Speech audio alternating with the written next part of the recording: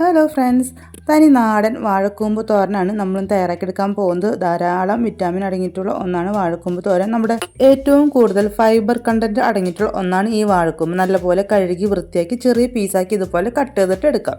നമ്മുടെ ശരീരത്തിന് ഏറ്റവും ആവശ്യമായിട്ടുള്ള വൈറ്റമിൻസിൻ്റെയും മിനറൽസിൻ്റെയും കലവറയാണ് ഈ വാഴക്കൂമ്പ്. ഈ വൃത്തിയാക്കിയതിന് ശേഷമായിരുന്നു വാഴക്കൂമ്പ് ഞാൻ ഇതുപോലെ കട്ട് ചെയ്തിട്ട് എടുത്തത്.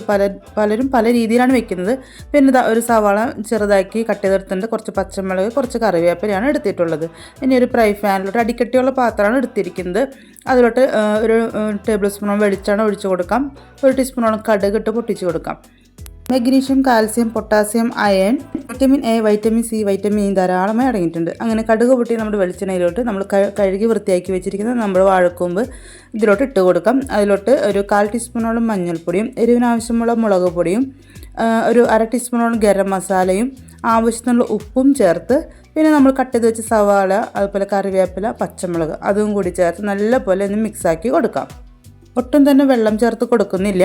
നല്ലപോലെ ലോ ഫ്ലെയിമിൽ വെച്ചതിന് ശേഷമാണ് ഇത് നല്ലപോലെ മിക്സാക്കി കൊടുക്കുന്നത്. അതിനുശേഷം നമുക്ക് മൂടി വെച്ച് 4-5 മിനിറ്റ് ഇതുപോലെ ഒന്ന് ആവിയിൽ വേവിച്ചെടുക്കാം.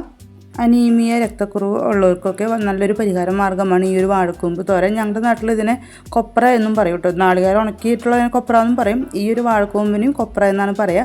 അപ്പോൾ നല്ലപോലെ ഇതുപോലെ മിക്സാക്കി കൊടുത്തുകൊണ്ടിരിക്കുക. അതുപോലെ തന്നെ മൂടി വെച്ചുകൊണ്ട് ഒരു 4-5 മിനിറ്റ് കഴിയുമ്പോൾ ഇതുപോലെ എടുത്ത് നല്ലപോലെ ഇളക്കി കൊടുത്തുകൊണ്ടിരിക്കുക. അപ്പോൾ ഒരു ആവിയിൽ കിടന്നത് വാടി വരുന്നതായിരിക്കും. പിന്നെ അതിലേക്ക് ഒരു 1/4 കപ്പ് നാളികേരം കൂടി ചേർത്ത് കൊടുക്കുക. വീണ്ടും നമ്മൾ മൂടി വയ്ക്കുന്നു. ലോ ഫ്ലെയിമിലാണ് വെച്ചിരിക്കുന്നത്. എങ്ങാനും അത് അടി പിടിക്കാതെ ചെയ്ത് തീർക്കണം. ഹൈ ഫ്ലെയിമിൽ ഒട്ടും വെക്കരുത്. ഞാൻ ലേശം ഗരം മസാലയാണ് ഇപ്പോൾ ചേർത്ത് കൊടുത്തിട്ടുള്ളത്. അത് ഏത് സ്റ്റേജിൽ വേണമെങ്കിലും നമുക്ക് ഈ ഗരം മസാല ഇട്ട് കൊടുക്കാം. വേണമെങ്കിൽ ഫസ്റ്റ് സ്റ്റേജിൽ ഇട്ട് കൊടുക്കാം, അല്ലെങ്കിൽ ലാസ്റ്റ് ഇട്ട് കൊടുക്കാം. എപ്പോഴും ഇട്ടാലും ഒരുപോലെ തന്നെ അതിൻ്റെ ഒരു ഫ്ലേവറും ടേസ്റ്റും വരാൻ വേണ്ടി ചേർത്ത് കൊടുത്തേ ഉള്ളൂ. നമുക്ക് ഏത് രീതിയിൽ വേണമെങ്കിലും വാഴക്കൂമ്പ് തോരൻ വെച്ച് കഴിക്കാവുന്നതാണ്. അപ്പോൾ ഞങ്ങളുടെ വീട്ടിൽ ഞങ്ങൾ ഉണ്ടാക്കുന്ന ഒരു രീതിയാണ് ഇത്.